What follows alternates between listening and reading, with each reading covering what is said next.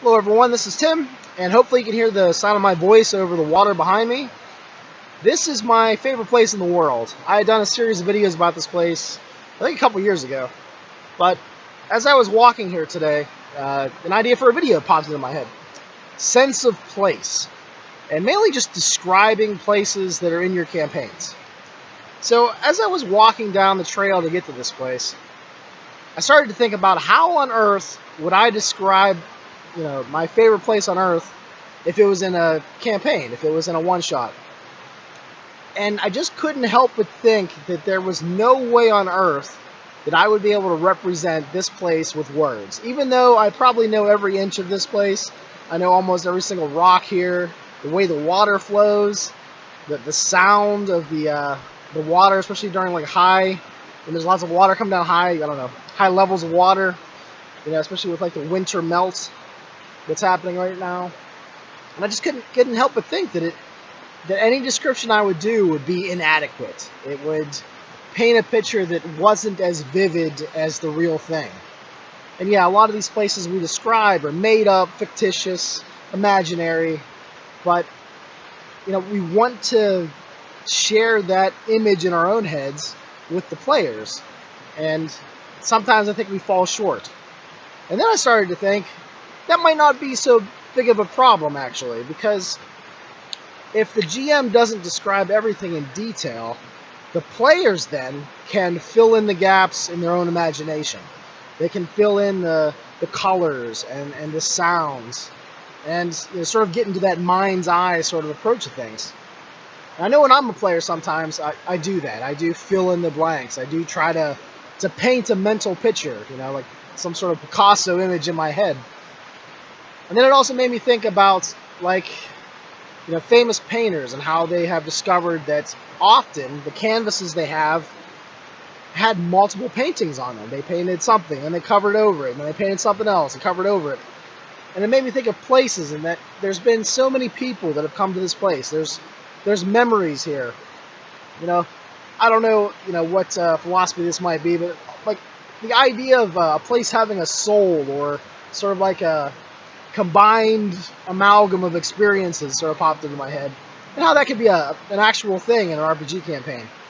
How experiences that happened here could influence the emotions and perceptions and possibilities in your campaigns. So yeah, lots of theoretical thought as I'm walking down the path to get to this place. But me personally, I have lots of memories here. I have positive childhood memories. I can remember falling and being hurt. This place is very slippery up here in the mountains. There's a natural water slide right over there. It's a little hard to see from here, but yeah, this is my favorite place, and even though this place is my favorite place, I think descriptions would fail to impart that level of awesomeness I have for it. How much respect, or I don't even know what word you would use here. I've even thought that I'm not really sure how I'm gonna do funeral rites and stuff when I die. I'm gonna do the burial thing, but I've thought about having my getting cremated and having my ashes thrown here, just as an example of how much I like this place. If my ghost is gonna haunt somewhere, I'd like it to haunt this awesome, beautiful place that has so many positive memories for me.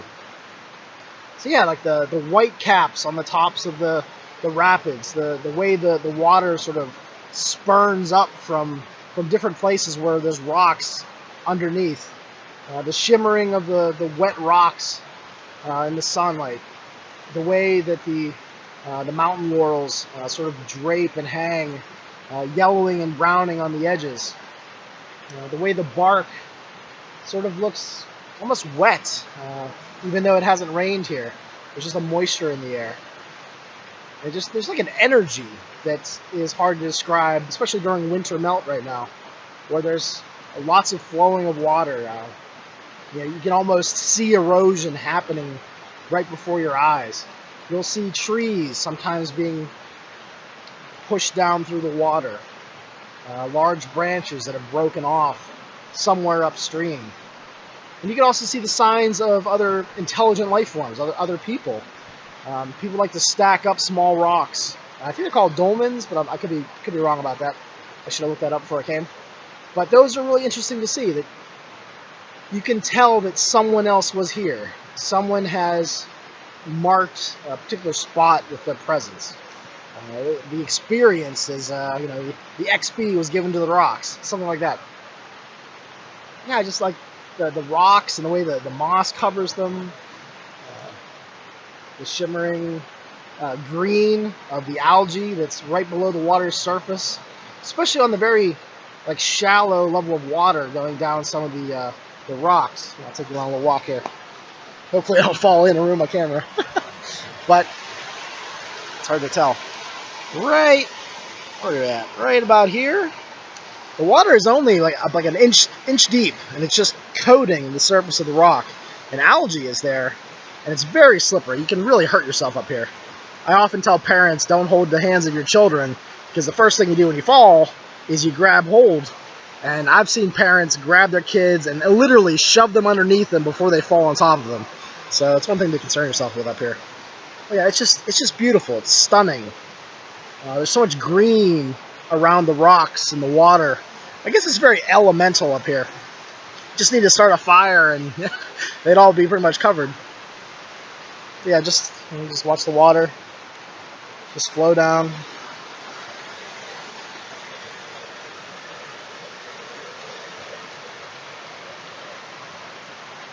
And then there's eddies and churning sections where the rock has been eroded away for thousands of years.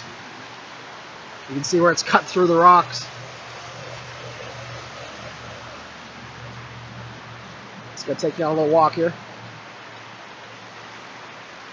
But yeah, how would you describe this place? Do you think you could do it justice if you were describing this in an RPG campaign? I don't think I could. The sediment that's washed up on the rocks and is left to dry. Leaves and seeds, maple seeds. The snow covering the surface of a fallen tree. And the moss that's underneath it. Fallen trees with their roots have uprooted the earth, and now there's almost like a small cave where they were once planted. Trees with sicknesses and bulges, ants and various colonies that have inhabited their shell.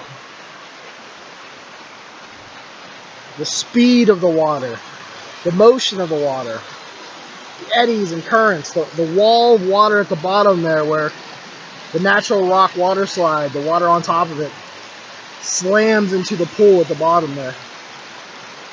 And there is oh, look at that. I didn't even see that before. Right over there. Wish I could get there. Let's see if we can see it. It's real small from here. Right there is a pile of those rocks I was just talking about. I wish I would have brought other shoes. I would have walked right through that water. But someone has stacked them up for us to see. It's just beautiful here. That section of rock over there is where people sunbathe in the summertime.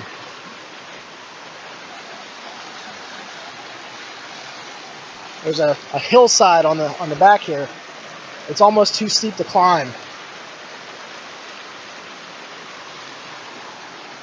Down below there's various sections of dams that people have built over the years. It's almost like a wading pool, not deep enough really to swim, but maybe to get up to your thighs. And the coldness of the water. Just coming up here, the temperature drops about 10 or 15 degrees from down close to where I live, about an hour east of Pittsburgh. But you can feel the moisture and the coldness from the water. This water, even in the midst of summer, is icy cold. It is always chilly. I have some friends that just can't swim in this water, even if it's like 100 degrees out, or that's their bare minimum. It has to be like 100 degrees, and they have to be like sweating profusely to even jump in this water. It's that cold all the time. But yeah, just the shape of the rocks, the rough edges where erosion has happened. These are all things that I'm not sure I would describe that well. I would try to paint a picture of this place, and I think I just would fail utterly.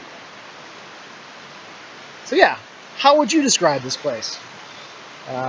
What's nice about describing fictitious places in campaigns is you can, of course, add in new details. It doesn't have to be an exact replication of the real thing. It can be an amalgam of places.